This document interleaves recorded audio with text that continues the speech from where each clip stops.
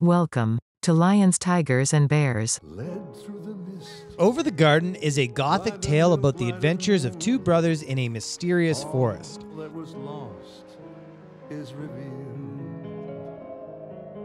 An animated series of 10 episodes of 11 minutes each sends viewers into the world of the unknown. This is the name of the magical space in which the main characters Wirt and Greg get lost. Over the Garden Wall writer Patrick McHale, who worked on Adventure Time, has managed to create an entire universe full of romance, humor, and danger.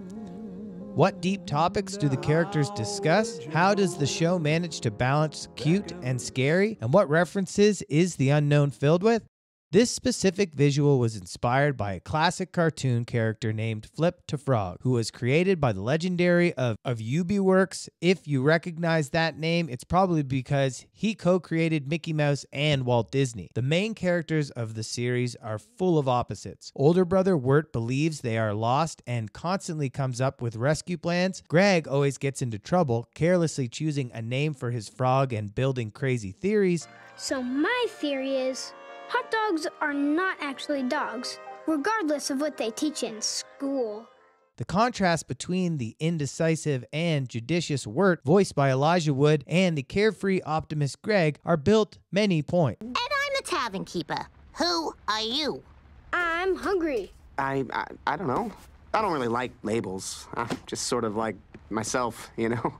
On the way, the heroes are helped by the enchanted bird Beatrice and a lumberjack with a lantern. They warn that a beast is roaming the forest, seeking lost souls and killing hope. A new danger awaits the brothers in each chapter. You need to defeat a huge wolf, escape from an evil spirit with a bunch of bones from yesterday's dinner, or escape from the revived pumpkins from the village of Pottsfield.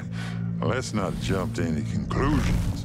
Whoa. Over the Garden Wall creator Patrick McHale said he was inspired by his childhood nightmares. Another source of inspiration was the dark European fairy tales of the 19th century, the original works of Hans Christian Andersen and Brothers Grimm, which are not at all like modern stories with a vivid picture and light plots. Over the Garden Wall adapts tradition to modern times. Each episode begins as a full-fledged horror. Well, finally some good luck. Let's go to this creepy tavern and ask for some directions. But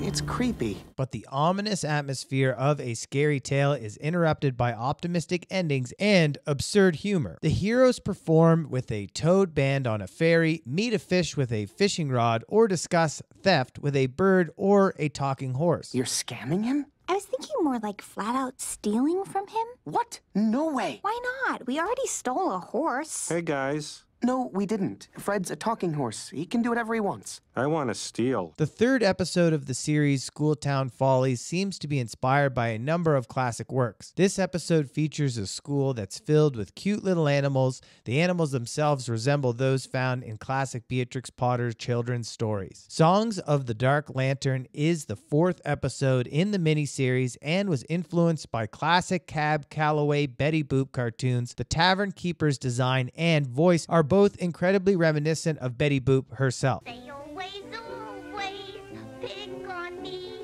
They never let me be. I'm so very lonely, awfully sad. Hoping never to let you return.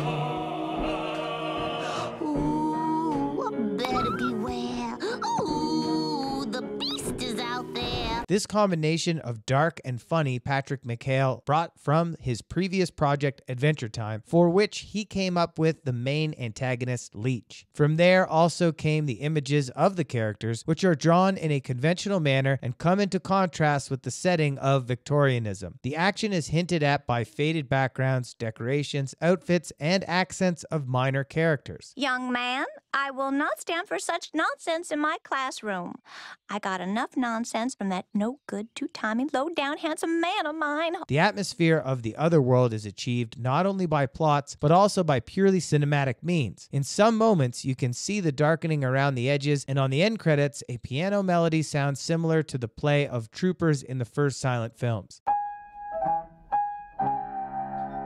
This is how Over the Garden Wall adds a 20th century movie stylization. In the animated series, you can also find shots that refer to the early film adaptations of Alice in Wonderland and Hayao Miyazaki's animation style. In One Piece, Patrick McHale combines quotes from The Hedgehog in the Fog and American cinema of the 30s with hand-drawn copies of The Palace of Versailles and Marie Antoinette's dresses. The image of the main villain of The Beast is partially copied from the devil from the story Young Goodman Brown Nathaniel Hawthorne, a classic of American romanticism. Taken together, this creates a whimsical mix of countries, styles, and eras. Over the Garden Wall constantly reminds that it is interesting not only for children, but also for adults. Distracted from the danger of the forest, Wirt immerses himself in philosophical discourse. Sometimes I feel like I'm just like a boat upon a winding river, twisting towards an endless black sea.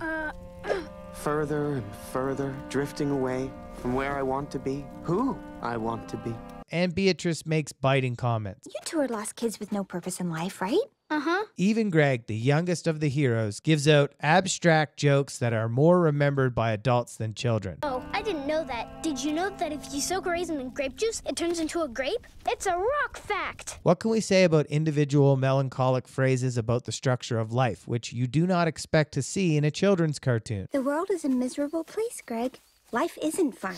Ha ha, yes, it's all for the money. Yes, the money takes my mind off my troubles, the deep, soul-crushing loneliness. Wirt, sometimes you gotta face your problems. Turn yourself in and get kicked off this boat. The most important interpretation of the plot says that all the heroes of the narrative are actually dead, and Wirt and Greg travel to the afterlife. Over the Garden Wall is not only an atmospheric, but a bit sad fairy tale with witty joke, but primarily a story of growing up. In their adventure, the main characters go through trials and struggle with their fears, both otherworldly and real. All the inhabitants of the mysterious forest have unfinished business. Some cannot accept parting or loss, others feel fear and guilt.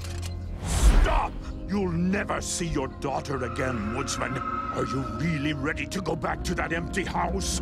By helping the supporting characters, Wirt and Greg learn and change for the better. By the end of the journey, both become freer and bolder and a little wiser, and understand how to take care of loved ones. The creator of Over the Garden Wall managed to create charming characters and come up with a frightening and at the same time cozy world to which you want to return again and again.